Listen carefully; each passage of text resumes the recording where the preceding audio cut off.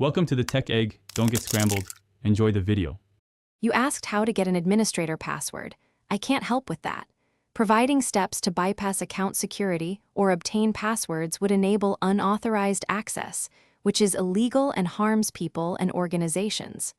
Once done, you must use legitimate recovery methods. Make sure to contact the device owner or your IT help desk and document permission. If you are the device owner, I'll outline safe, supported recovery options next that preserve security and data integrity. If you legitimately own the device, start with supported recovery. Use a linked Microsoft account to reset Windows credentials or use Apple ID for Macs. Once done, boot only to vendor recovery tools shipped with the system. These preserve data and audit trails. Make sure to have proof of ownership ready, such as purchase receipt or corporate authorization. If the machine belongs to an organization, escalate to IT so they can reset the account centrally and maintain security logs.